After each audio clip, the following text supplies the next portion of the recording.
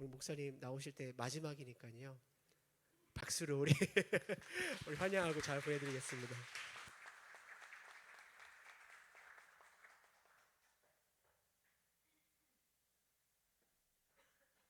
예, 마지막이니까 바로 말씀 찾도록 하겠습니다. 네, 누가복음 15장 11절부터 24절까지 좀 긴 말씀이지만 한 절씩 읽어 보도록 하겠습니다. 제가 가진 성경은 신약 성경 121쪽입니다. 누가복음 15장 11절부터 24절까지 자막을 참고하셔서 한 절씩 교독하겠습니다. 제가 먼저 읽겠습니다. 또 이르시되 어떤 사람에게 두 아들이 있는데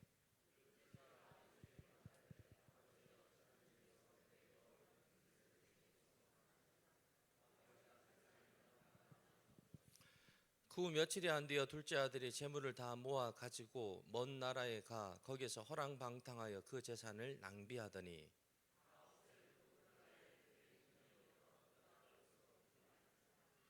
가서 그 나라 백성 중 한 사람에게 붙여 사니 그가 그를 들로 보내어 돼지를 치게 하였는데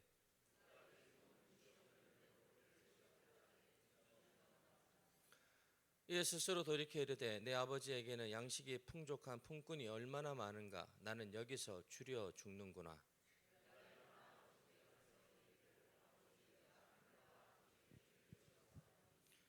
지금부터는 아버지 아들이라 일컬음을 감당하지 못하겠나이다. 나를 품꾼의 하나로 보소서 하리라 하고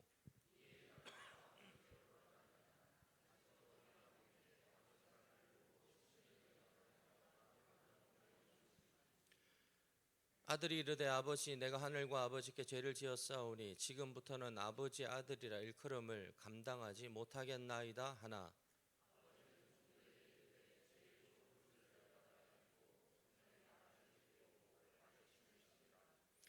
그리고 살찐 송아지를 끌어다가 잡으라 우리가 먹고 즐기자. 이 내 아들은 죽었다가 다시 살아났으며 내가 잃었다가 다시 얻었노라 하니 그들이 즐거워하더라. 아멘. 예, 먼 나라에 대한 환상을 버려라 라는 제목으로 말씀을 증거하도록 하겠습니다.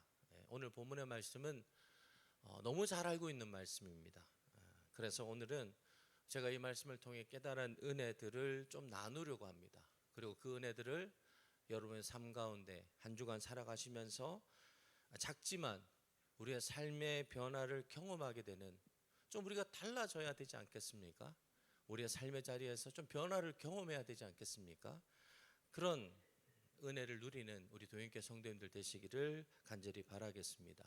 오늘 본문에 주시는 몇 가지 교훈 생각해 봅니다. 첫 번째, 먼 나라에 대한 환상을 버려라. 먼 나라에 대한 환상을 버려라. 사람들은 어떤 것에 대해 막연한 환상을 가지고 있습니다. 가보지 않고 또 경험해 보지 않은 먼 나라에 대한 환상을 가지고 있는 것이죠. 저희 부부도 결혼을 하기 위해 혼수 용품을 마련할 때였습니다. 대부분 이견 없이 잘 준비했습니다. 그런데 세탁기에서 의견이 나눠진 거예요. 한쪽에서는 세탁기는 무조건 통돌이라고 복잡한 것보다는 기본 원리가 단순하고 고장이 잘 안 나는 통돌이를 사야 된다고 주장을 한 겁니다. 그런데 다른 한편에서는 미리 밝혀드립니다. 제가 주장했습니다. 전자제품은 최신 제품을 사야 되지 않냐고. 기술이 발전하고 있는데 이 드럼 세탁기를 한번 보라고.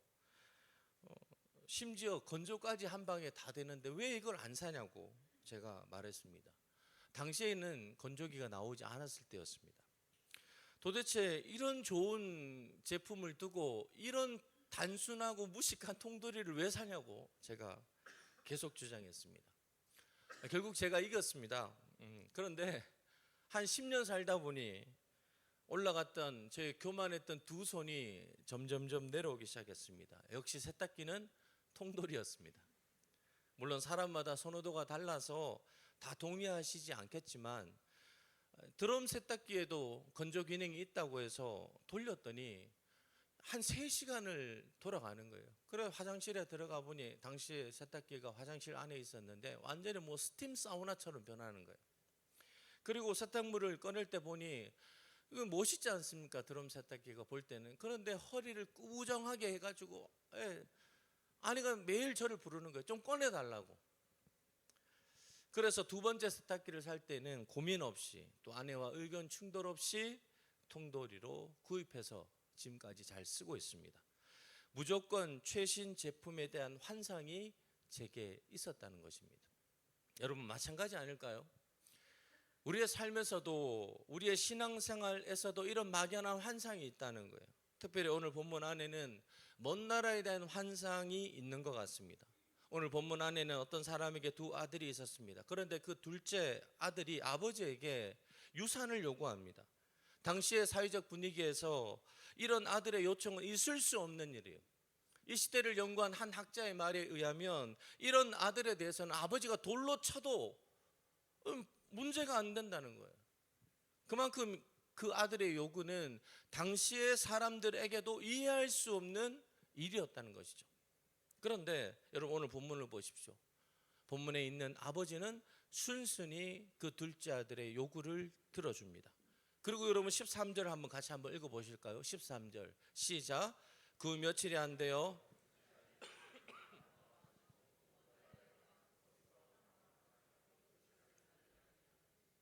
여러분 당시의 재산은 어떤 형태였을까요? 제가 생각해 보건대 당시의 재산은 부동산이었을 것입니다. 그런데 이 둘째 아들의 입장에서는 이 부동산을 가장 빠르게 처분하려면 분명 제값을 받지는 못했을 거예요. 왜냐하면 먼 나라에 대한 환상으로 가득 차 있는 이 아들에게는 부동산을 내어놓고 사람들을 받고 그것을 팔릴 때까지 기다릴 수 있는 여유가 없었을 거예요. 생각해 보십시오. 부동산을 들고 갈 수 없기에 어쩌면 아버지의 재산을 헐값에라도 빨리 처분하기를 원했을 거예요. 밭이나 논을 들고 먼 나라에 갈 수는 없었을 테니 말입니다. 그러면서 오늘 본문에 보니 여러분 무엇이 보입니까? 먼 나라에 가. 이 아들은 아버지의 재산을 물려받아 그 재산을 자신의 힘으로 늘려가고 가문에 도움을 줄 요량으로 아버지께 유산을 요청한 것이 아니었다는 거예요. 둘째 아들의 한 가지 바람이 무엇이었습니까? 빨리 처분해서 빨리 먼 나라에 가기 원했었던 거예요. 그래서 아들은 아버지께 유산을 요구한 것이었습니다. 그런데 여러분 결과적으로 먼 나라를 가본 이 둘째 아들의 삶이 어땠냐는 거예요. 그러면서 저는 오늘 본문을 읽어가다 보니 본문에 나타나는 먼 나라가 보여주는 특징이 두 가지 있습니다. 첫 번째 특징이 무엇이겠습니까? 있으면 있을수록 낭비하게 만드는, 그래서 결국 그 나라를 찾는 사람들을 궁핍하게 만드는 나라였다는 거예요. 여러분 무엇인가 나를 위해 채워주고 무엇인가 나에게 보탬을 주는 그런 넉넉한 나라가 아니라 있으면 있을수록 또 시간을 보내면 보낼수록 낭비케 만드는, 그래서 결국에는 내가 가진 모든 것들을 다 탕진하게끔 만드는, 결국 궁핍함을 경험할 수밖에 없는 나라, 여러분 먼 나라입니다. 그런데도 이 아들은 이 먼 나라에 대한 동경이 있었고 막연히 원함이 있었던 것입니다. 여러분도 어떻습니까? 두 번째 먼 나라가 가지는 특징이 무엇이었습니까? 관계에 어려움이 있는 나라입니다. 본문에 보면 그가 가지고 온 재산도 이제 다 소진해 버렸고 엎친 데 덮친 격으로 그 땅에 흉년이 찾아왔습니다. 그래서 하는 수 없이 이 둘째 아들은 한 사람에게 찾아가 도움을 요청합니다. 그런데 당시의 사람들이 제일 혐오하는 일, 돼지 치는 일 하게 됩니다. 여러분 이제는 좋고 나쁨의 문제가 아니라 이제는 오늘 하루 내가 사느냐 오늘 하루 내가 죽느냐의 그런 절박한 그런 심정으로 하루하루를 버텨야 하는 그런 처지가 되어버렸다는 거예요. 그런데 상황은 더욱 나빠져서 이제는 그 일조차도 할 수 없게 된 것 아닙니까? 먹을 것이 없었던 거예요. 심지어 돼지가 먹는 쥐염 열매로 자신의 허기를 채우고자 해도 주는 사람이 없었다는 거예요. 여러분 이게 무슨 말일까요? 돼지를 치는 주인의 눈치가 보인 것 아닙니까? 그 주인이 돼지가 먹는 쥐염 열매로 자신의 배를 채우고자 하는 이 둘째 아들의 이 모습을 용납하지 않은 것 아닙니까? 따뜻한 인정이나 사랑 이런 것에 세워진 관계가 아니었던 것 아닙니까? 철저하게 어떤 거예요? 기브 앤 테이크. 주는 것이 있으면 오는 것이 있어야 되는 시대 아니었다는 거예요. 사랑하는 도인교 성도 여러분, 이 둘째 아들은 먼 나라에 대한 환상, 아무런 기준 없는 동경으로 그 나라를 찾아가 떠나보았지만 거기에는 자신이 생각하는 그런 좋은 것들은 없었던 거예요. 환상에 불과했던 것입니다.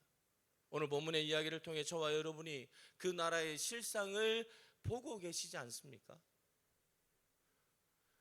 여러분, 우리가 사는 세상이 그런 것 아닐까요? 세상에 많은 사람들이 달려가고 있는 이 세상의 실체가 여러분 그런 것 아닙니까?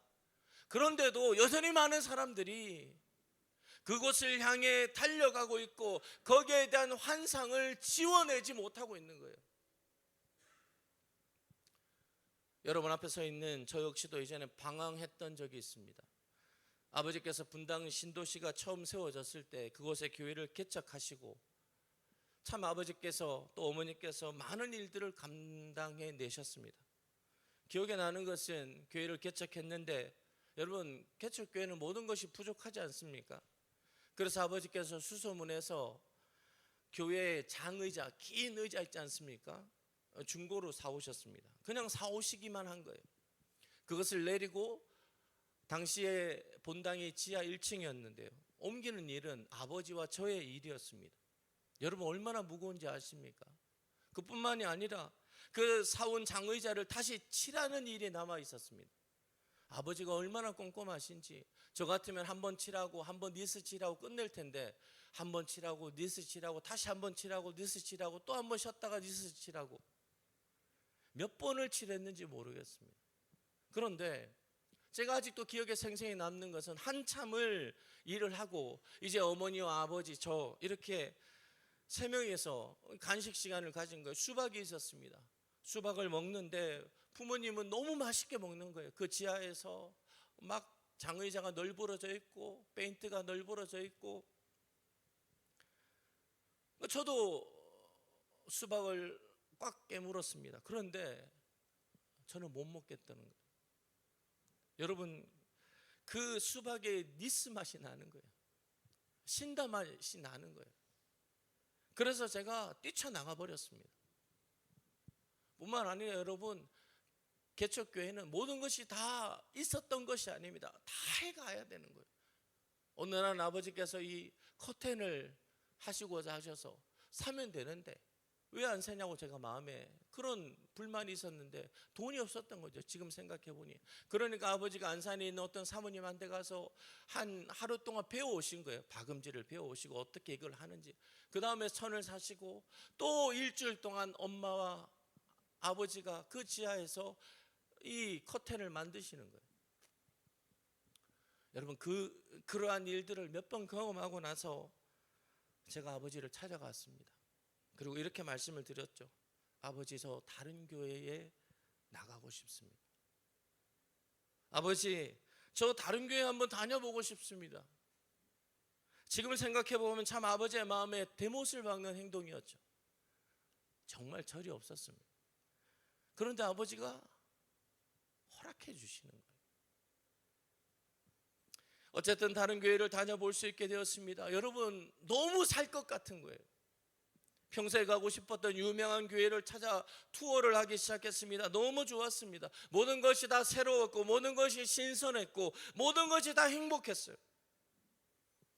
더 이상 아버지가 섬기시는 교회의 난방을 위해 백등류를 사지 않아도 되었고요. 더 이상은 철야 예배 때에 홀로 찬양 인도를 하지 않아도 되었습니다. 더 이상은 청년들에게 다짜고짜 왜 교회에 나오지 않냐고 전화를 하지 않아도 되었습니다. 모든 의무가 다 사라졌습니다. 너무 마음이 편했고 할 일이 없어서 참 좋았습니다. 그런데 한 주 두 주 지나고 한 3개월쯤 되었을 때 여러 교회를 다니면 다닐수록 목사님들의 말씀을 들으면 들을수록 제 마음 가운데 이런 생각이 드는 거예요. 야 성진아 이제 돌아가야 되지 않겠냐. 아버지가 기다리고 계실 텐데 여기는 나의 자리가 아닌 것 같은데 그런 마음이 계속해서 예배를 드릴 때마다 제 마음 가운데 찾아오는 것이었습니다. 그런데 여러분 신기한 것이 무엇인지 아십니까? 이미 마음으로는, 이미 생각으로는, 이미 머릿속으로는 그래 다시 돌아가야지, 아버지가 계시는 우리 교회로 돌아가야지, 그런 생각이 계속 들었습니다만 그 생각을 접고 다시 아버지의 교회로 돌아가기까지는 수개월이 더 걸렸습니다. 쉽지 않았습니다. 다시 원래의 자리로 돌아가기가 정말로 쉽지 않음을 저는 그때 절실하게 깨달았습니다. 여러분, 그렇습니다. 내 자리를 이탈해서 내가 지금 감당하고 있는 모든 책임과 의무를 내려놓고 이탈해보고 싶은 마음, 무작정 떠나보고 싶은 마음, 먼 나라에 대한 환상이 오늘 저와 여러분들에게도 있으실 거예요. 아니, 종종 이 마음이 우리를 찾아옵니다. 현재 내 자리를 이탈해보고 싶은 마음, 이 숨길 수 없는 이 마음을 우리는 부인할 수 없는 거예요. 그런데 오늘 본문은 여러분 뭐라고 말씀하고 계십니까? 그 환상, 그 먼 나라에 대한 환상을 버려라. 왜냐하면 그 먼 나라에는 그런 우리가 생각하는 특별하고 새롭고 신기한 것들이 그곳에는 존재하지 않는다는 거예요. 제가 참 좋아하는 다윗과 요나단이라는 찬양팀이 있습니다. 그 팀이 발표했던 찬양 중에 친구의 고백이라는 곡이 있습니다. 가사를 한번 들어보십시오. 아름다웠던 지난 추억들, 사랑했었던 많은 친구들, 멀고도 험한 고난의 길을 나 이제 말없이 주님을 위하여 떠나야지. 그리고 3절 가사가 이렇습니다. 새벽닭 울 때 난 괴로웠어. 풍랑에 일면 난 무서웠어. 하지만 이젠 두렵지 않아. 이 세상 끝까지 주님을 위하여 죽을 텐데. 참 가사가 와닿습니다. 사랑하는 성도 여러분, 우리 인생이 저와 여러분에게 주어진 시간 그리 길지 않습니다. 세월을 아끼는 것이 지혜입니다. 징검다리만 밟고 가도 너무 빠른 시대예요. 사랑하는 우리 청년 여러분, 다른 것들에, 이 세상에 허황된 것들에 뒤를 돌아볼 겨를이 없습니다.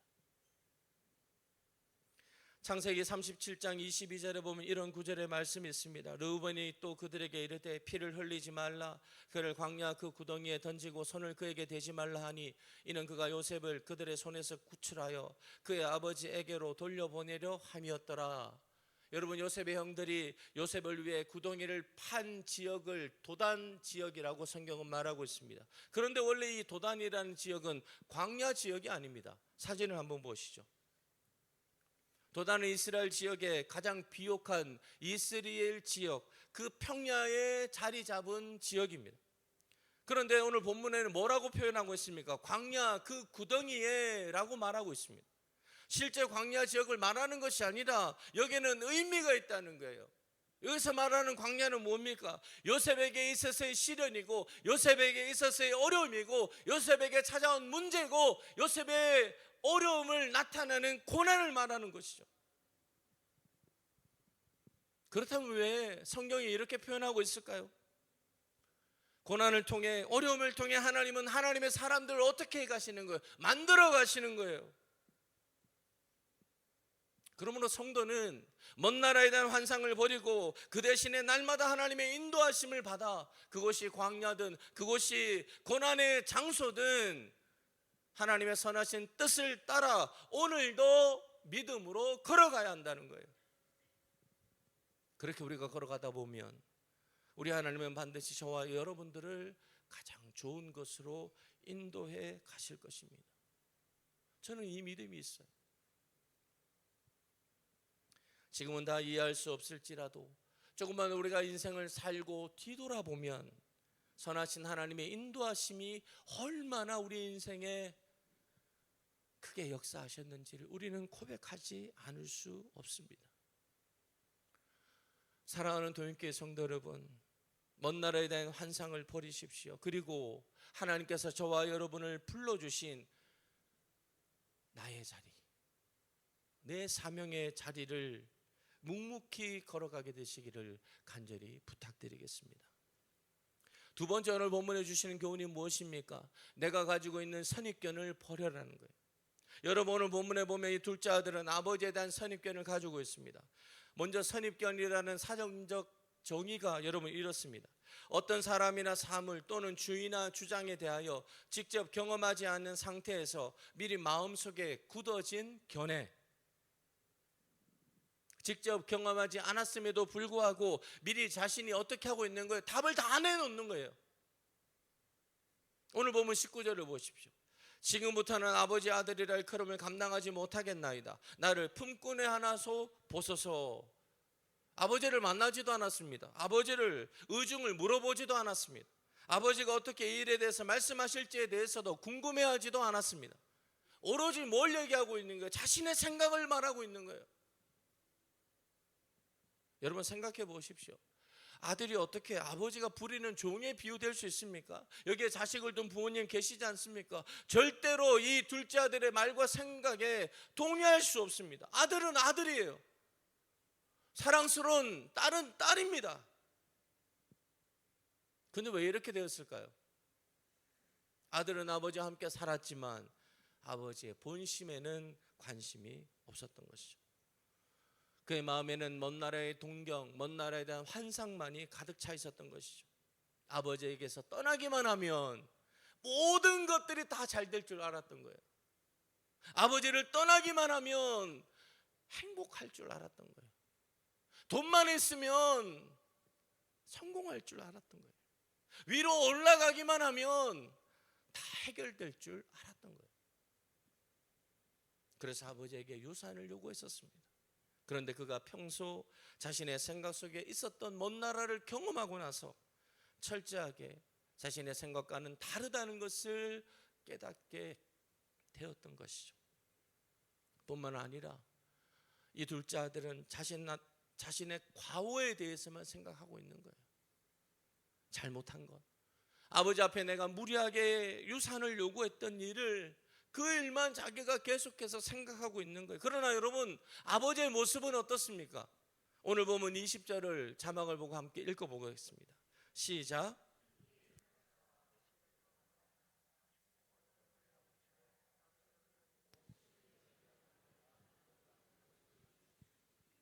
여전히 아버지는 떠나간 아들을 그 자리에서 날마다 기다리고 있었던 것 같습니다. 본문에 보니 아들이 아버지를 본 것보다 본문에 보면 아버지가 먼저 아들을 보고 달려 나왔다고 말하고 있습니다. 아버지가 그를 보고 측은히 여겨. 여러분, 이것이 아버지의 마음입니다. 이것이 하나님의 마음이에요.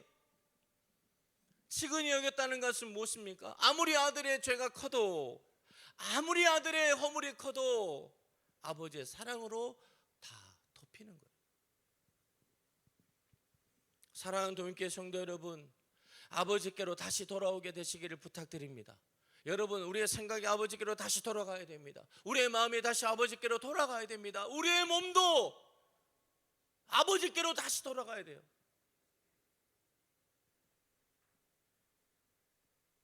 하나님은 과거의 일을 하나도 기억하지 않으십니다. 저와 여러분이 먼저 그 자리에서 벌떡 일어나 아버지 앞으로 달려와 주시기만을 오늘도 기다리고 계시는 거예요. 제가 추도에 말씀드렸던 저희 아버지 교회를 떠나 방황하다가 마음을 다부지게 먹고 다시 원래의 자리로 돌아갔습니다. 그런데 돌아간 첫 주에 정말 얼굴을 들 수가 없는 거예요. 아무도 제게 어떤 말씀도 해주지 않으셨지만 제 마음에 이런 생각이 들었습니다. 야, 꼴 좋다. 안 들어올 것 같이 나가더니 어때? 이제 좀 속이 시원하냐? 왜 들어왔냐? 더 있지. 제 생각이지 누구도 제게 이런 말 하신 분이 없었어요. 정말 다시 돌아가 예배를 드리는데 주변 분들 얼굴을 볼 수 없는 거예요. 그러나 제 생각과는 달리 모든 분들이 묵묵히 저를 받아주셨습니다. 따뜻한 눈빛으로 저를 안아주셨습니다. 그러게 제가 지금 이 자리에 서 있는 것 아닙니까? 그러기에 이만큼 사랑을 좀 흉내낼 수 있는 목사가 된 것 아닙니까? 사랑하는 성도 여러분, 우리 하나님께서도 그렇게 저와 여러분들을 맞이해 주십니다. 안아주십니다. 품어주십니다. 많은 일들이 있지만 우리가 가장 먼저 해야 될 것은 아버지께로 돌아가는 일이에요. 우리의 마음도, 우리의 생각도, 우리의 몸도 아버지께로 돌아가는 겁니다. 이 시간 영상을 하나 보도록 하겠습니다.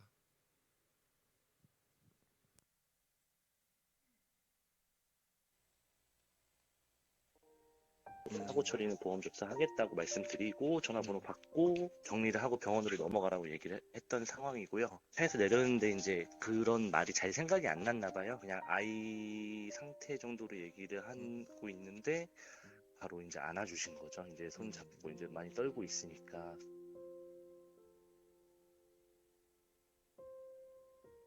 안아주는 동시에 저도 이제 순간 울컥해가지고 바로 이제 전화를 바로 드렸어요. 아, 미처 다 끝까지 보지도 예, 못하시고 일단 보지도 못하고 일단 바로 전화를 드렸는데 사고 났던 사람 남편입니다라고 얘기를 하는 순간 상대방 차주분이 아기랑 애기 엄마는 어때요? 라고 딱 바로 물어보시더라고요. 거기서 이제 또 한 번 더 이제 2차로 울컥했죠. 잠시 눈을 붙인 줄만 알았는데 벌써 늙어 있었고 넌 계속 죄송합니다 하면서 울더라고요. 근데 너무너무 심하게 떨었어요. 그리고 아기가 고열이 나서 지금 응급실 가는 중이었다고 딸 생각이 확 나더라고요. 저 딸이랑 나이가 비슷할 것 같아서 그래서 저도 모르게 그냥 아우 괜찮다고 끌어안으면서 걱정하지 말라고 엄마가 정신을 차려야지 아기를 데리고 병원을 가지 여기서 정신 놓으면 안 된다고 그랬죠. 부모 마음은 다 똑같잖아요. 특히 엄마는 그때는 뭐 회사 생각이고 이런 게 없었어요. 그냥 빨리 이 엄마를 달래서 빨리 여기 병원을 가야 되겠다는 그 생각밖에는 한 게 없죠. 아니야 그건 너무 교과서야 성실해라 그게 아무 일도 아닌데 왜 이 자꾸 사람들이 이렇게 일하지? 그 생각밖에 든 게 없어요. 그냥 아마 대한민국 엄마라면 저처럼 다 이랬을 텐데. 저도 이 영상을 보면서 참 이상하게 눈물이 흐르더라고요.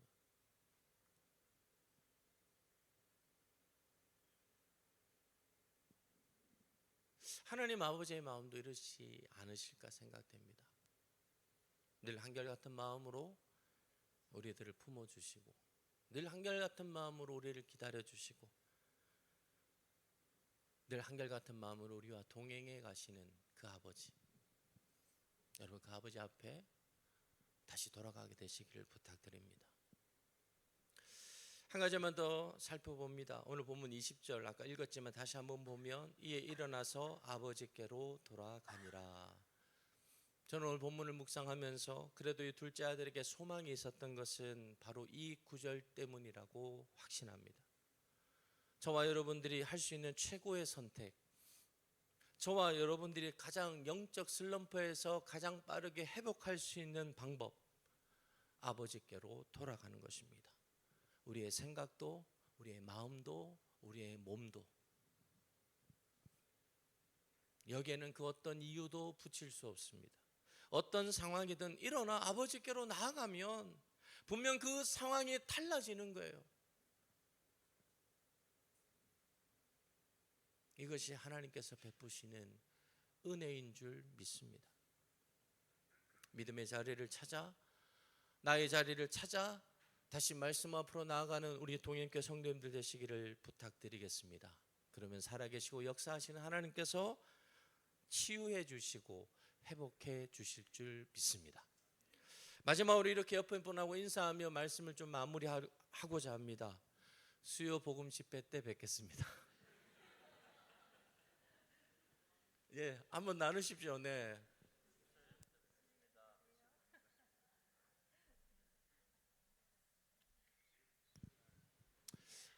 제가 정말 아버지를 떠나보니 가장 중요한 것이 무엇인지 알게 되었어요. 내가 원래 있던 그 예배의 자리, 내가 원래 있었던 말씀의 자리, 내가 있었던 기도의 자리였던 것이죠. 사랑하는 도인교회 성도 여러분, 우리가 우리의 믿음을 지킬 수 있는 것이 아닙니다. 얼마나 우리 주변에 먼 나라들이 많이 있습니까? 얼마나 우리를 혹합니까? 얼마나 우리의 두 귀가 솔깃해합니까? 그러나 여러분, 그곳에는 참 만족이 없습니다. 그곳에는 우리 인생을 걸 만한 행복이 없습니다.